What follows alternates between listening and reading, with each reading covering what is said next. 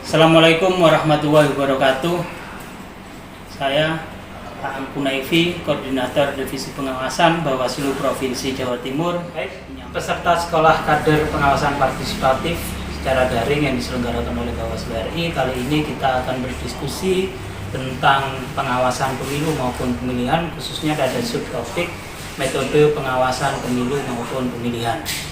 Dalam melakukan aktivitas pengawasan pemilu, jajaran pengawas tentu didasarkan pada perencanaan yang sudah ditentukan oleh Bawaslu RI dan disampaikan sampai ke tingkat desa kelurahan secara berjenjang, sehingga pelaksanaan pengawasan ini memiliki acuan yang jelas berkaitan dengan alat kerja pengawasannya.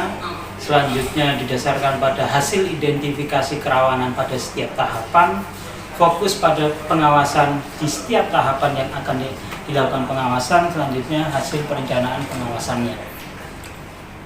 Dalam melakukan kegiatan pengawasan pemilu maupun pemilihan, itu Bawaslu didasarkan pada ketentuan regulasi yang mendasari pelaksanaan pemilihan maupun pemilu tersebut, mulai dari pengawasan rekrutmen sampai dengan penetapan hasil pemilunya.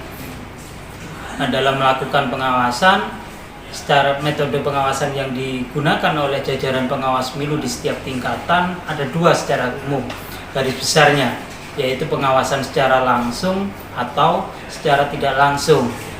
Dan secara langsung ini tujuannya adalah memastikan seluruh tahapan pelaksanaan pemilu dilakukan sesuai dengan ketentuan yang sudah digariskan melalui undang-undang maupun peraturan di bawahnya. Selanjutnya memastikan kelengkapan, kebenaran, keakuratan, serta keabsahan dokumen yang menjadi objek pengawasan. Kemudian yang terakhir, yang ketiga, melakukan investigasi bila mana ada kegiatan yang diduga itu terdapat unsur pelanggaran. Yang kedua, analisis untuk menentukan apakah dari hasil pengawasan itu terdapat dugaan pelanggaran atau tidak. Jadi untuk metode pengawasan ini, kalau pengawasan langsung itu wajib dilakukan bila mana kejadian itu tidak bisa dilakukan secara analisis. Misal pada tahapan pendaftaran peserta pemilu atau pasangan calon kepala daerah, maka pengawas pemilu harus hadir langsung pada proses penyerahan berkas, kemudian meneliti dokumen syarat calon maupun syarat pencalonannya, sehingga aktivitas pelayanan pada tahapan pencalonan tersebut dapat dipastikan sesuai dengan ketentuan yang ada. Kalau kemudian pengawasan tidak langsung melalui secara analisis, itu contoh misal bila mana Bawaslu maupun jajarannya melakukan aktivitas secara mandiri, yaitu dengan melakukan analisis pada tahapan pemutakhiran data pemilih. Oke, di sisi lain pada pelaksanaan pemutakhiran data pemilih yang mengharuskan petugas Doklit itu mendatangi rumah per rumah masing-masing pemilih, itu harus langsung. Tapi ada yang tidak langsung, misal terkait dengan identifikasi kegandaan, identifikasi elemen data pemilih yang ini dirasa meragukan, baik dari elemen data usianya, NIK-nya, NKK-nya, alamat rumahnya, itu yang dilakukan secara analisis mandiri oleh jajaran Bawaslu, baik itu menggunakan software secara mandiri, misal atau menggunakan Excel, sehingga mengetahui ada orang yang kemudian usianya lebih dari 100 tahun masih masuk data pemilih. Yang ini yang kemudian nanti akan dilanjutkan pada tahapan investigasi, apakah memang benar demikian ada orang yang usia 100 tahun namun masih hidup sehingga layak menjadi pemilih, atau ini orang yang sebenarnya sudah meninggal namun masuk dalam data pemilih. Analisis berikutnya mungkin untuk mengidentifikasi potensi keberadaan pemilih yang tercatat lebih dari satu kali.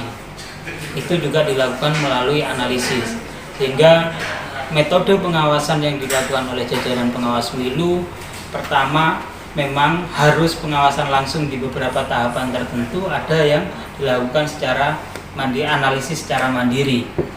Nah, untuk menentukan apakah harus langsung atau melalui analisis, maka jajaran pengawas pemilu dalam setiap pengawasan tahapan mengidentifikasikan terlebih dahulu potensi pelanggaran yang mungkin muncul pada setiap tahapan, sehingga dapat menentukan mana yang harus menjadi fokus pengawasan kita untuk kemudian menyesuaikan dengan alat kerja pengawasan guna memandu jajaran pengawas ketika berada di lapangan dalam melakukan tugas pengawasan langsung. Contoh, misal pada proses tahapan pembentukan badan ad hoc KPU, PPK, PPS, dan seterusnya, itu jajaran pengawas pemilu telah memfokuskan pengawasannya terkait dengan aktivitas jajaran KPU kabupaten kota yang memiliki kewenangan dalam proses rekrut itu, yaitu kepatuhan prosedurnya, kemudian peserta seleksi asal-usulnya, apakah yang bersangkutan ini punya korelasi dengan partai politik atau simpatisan partai atau pernah jadi tim kampanye, kemudian adakah praktek KKN, atau kemudian ketentuan instansi lain yang memang tidak membenarkan pegawainya untuk beraktivitas sebagai penyelenggara pemilu ad hoc di badan KPU. Dan yang terakhir, keabsahan dokumen persyaratan peserta seleksi badan ad hoc tersebut. Hingga dari fokus-fokus pengawasan itulah yang kemudian nanti jajaran pengawas pemilu akan melakukan treatment bagaimana upaya pencegahannya, bagaimana metode pengawasannya, agar apa yang sudah diidentifikasi sebagai berpotensi menjadi pelanggaran ini dapat diminimalkan oleh pengawas pemilu. Atau contoh yang lain lagi, pendaftaran peserta pemilu maupun peserta pemilihan. Contoh dalam konteks pemilihan kepala daerah, dalam proses partai politik memberikan dukungan, apakah terjadi ada mahar politik atau tidak. Kemudian keabsahan dokumen syarat pencalonan maupun syarat calon. Kemudian waktu penyerahan berkas persyaratan. Selanjutnya adalah kewajiban peserta bila mana yang bersangkutan dalam undang-undang diharuskan mengundurkan diri. Misal dalam konteks undang-undang pilkada ada aparatur sipil negara, TNI, Polri, DPR, DPRD itu diwajibkan untuk mundur ketika melakukan pendaftaran sebagai pasangan calon kepala daerah.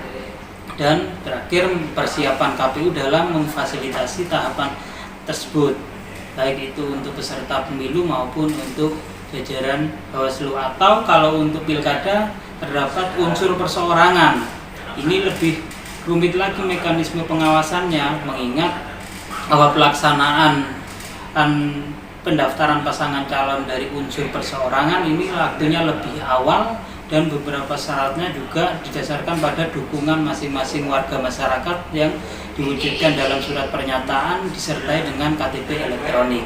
Dalam konteks ini, Bawaslu menentukan bahwa mana yang menjadi prioritas. Misal dalam dukungan perseorangan ini kita fokus terhadap kegandaan dukungan, kita fokus terhadap profesi yang tercantum dalam kartu tanda pendukung yang warga negara yang memberikan dukungan pada bakal pasangan calon perseorangan. Ini yang menjadi fokusnya.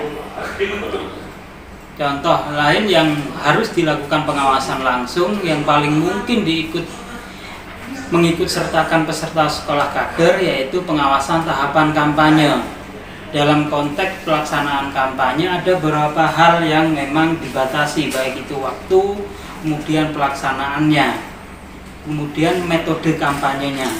Ini yang perlu dipahami oleh semua pihak, bahwa kegiatan kampanye ada beberapa hal yang harus ditaati oleh peserta pemilu maupun pemilihan kepala daerah.